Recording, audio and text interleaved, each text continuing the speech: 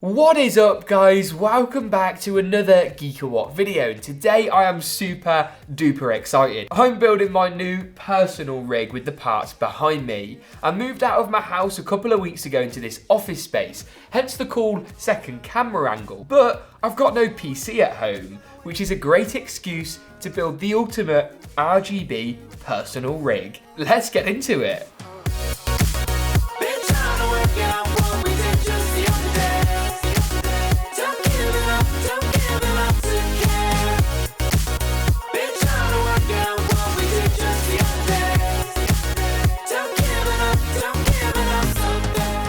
Because this system is honestly just that, it's my new personal gaming PC, a few of the component choices may seem a little bit weird, but all will become very clear. The motherboard is the first of those components. Now you might expect me to go super duper high end, but because I'm not really overclocking, I didn't want to just spend loads of money for the sake of it. I went for the MSI B450M Pro VDH Max.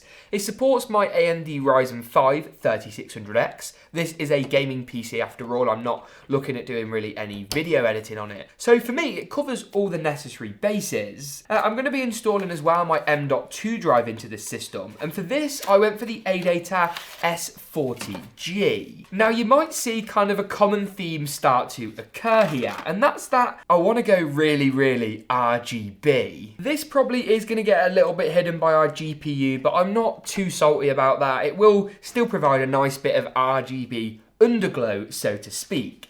Finally, I've got 16 gigs of 3000 megahertz memory. I will of course overclock this, make it a little bit faster, but for now, this will do me nicely. Before I install our motherboard into the case, I need to just prep it, which I'm doing now by taking pretty much all of the side panels off. For those of you that don't know, this here is the Corsair 280X. Now it's actually my favourite case of all time. Every build I've used it in, I've said that. I just love the design, I love the form factor, and once we've got those new RGB fans in there, it's gonna look so good. A few moments later. Just like that, the case is like a complete skeleton of its former self. That's actually kind of bonkers. Now I'm gonna scoot back and grab these. Now these here are Corsair's brand new QL fans. These particular ones are their white ones, which I think are obviously going to look better in today's build, and come with like 4 different addressable RGB rings. They're also super duper bright and are going to just make this system shine. So let's install them.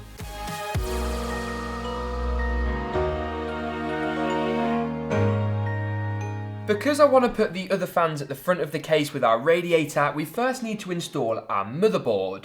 I'm going to slide the I/O shield in and then flip the case on its back to make screwing in the motherboard as easy as possible. Next up today is another component that's so new it's still in the cellophane.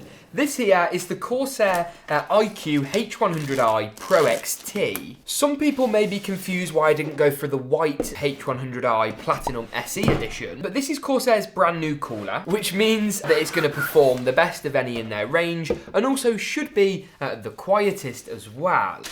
Oh, look at that. Instructions. Need the instructions. Okay, this is actually way more simple than I thought it was going to be. I'm going to install the radiator first and then install the CPU water block.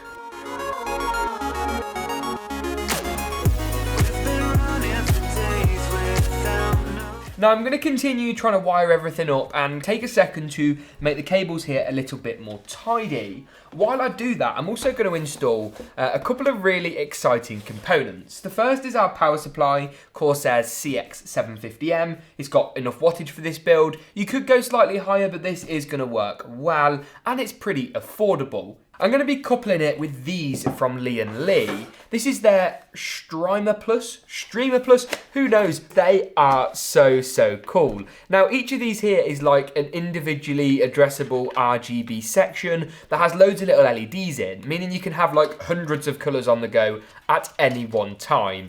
It is bonkers, and I've got one for the graphics card and one for our motherboard. So let's put them in.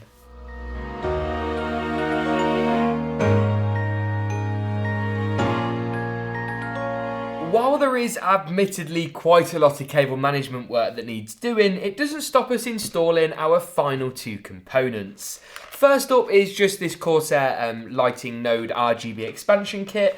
That's going to give us some nice RGBs all around the perimeter of our system. And then finally, we're going to pop this in. The component that is at the heart of any system, the graphics card, but the one I've been most excited for today. This is the NVIDIA RTX 2080 Super.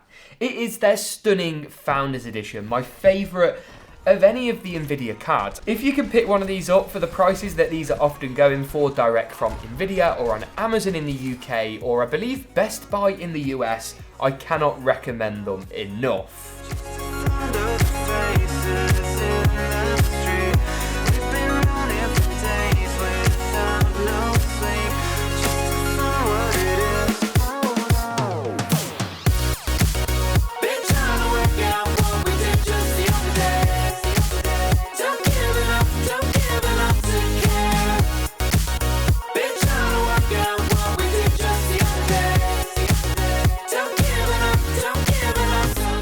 Now that you've seen just how good this system looks, I mean, that RGB is insane, let's take a dive and see how exactly it performs. Kicking off with Apex Legends, one of my favourite Battle Royale games, here at 4K very high settings, we're seeing in the region of 70 FPS. My personal preference is to go as high with the settings as possible, stick at 4K, while also achieving over 60 frames per second. If you notch some of the settings down or bump to 1440p, 100 plus FPS would be easily attainable. It's a similar story with Battlefield 5, high settings 4K, 55 to 65 FPS, and that is with ray tracing enabled. Knock off the RTX technology and you're probably going to see 80-85 FPS, so if you want those more esports kind of frame rates, they're definitely possible on this machine. Next up is Call of Duty's Warzone. 4K once again, as with all the games tested today, high settings, ray tracing enabled, and we're seeing 60 to 70 FPS. Despite being quite similar to Battlefield 5 in that it's a battle royale game with ray tracing, I think the RTX effects are more subtle in Warzone, which gives you that slightly higher frame rate.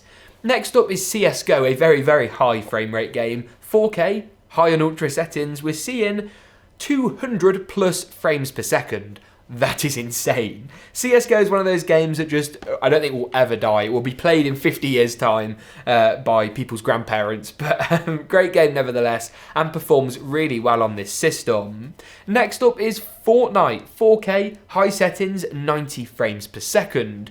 I've got to say, by the week, I'm kind of enjoying Fortnite less and less, and I'm much preferring Call of Duty's Warzone. Either way, performs great, looks great, and there's no complaints from me.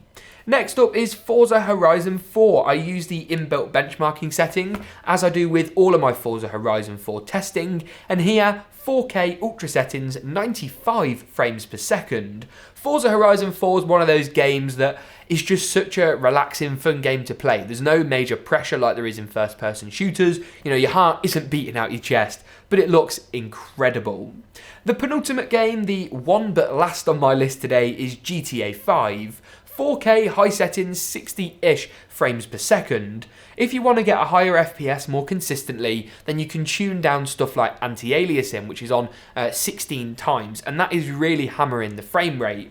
Either way though, I think it's incredible that you can get 4K 60 FPS while having all those other settings, cranked right up to the top. Finally, the last game on my list, Overwatch, maybe my favourite actually at the moment, 4K ultra settings, 110 plus frames per second. Overwatch is one of those games that looks incredible, and because it doesn't claim to be realistic, because it is kind of cartoon futuristic, that really does age your frame rate, and you're not rendering in a massive scene like you are in Call of Duty's Warzone, or even Fortnite and Apex Legends as well to an extent. With that being said though, that pretty much wraps it up for the benchmarking today. If you did enjoy this video, give it a big old like rating and make sure to get subscribed, ding dong that notification bell. As always though, we will see you in the next GeekaWhat video.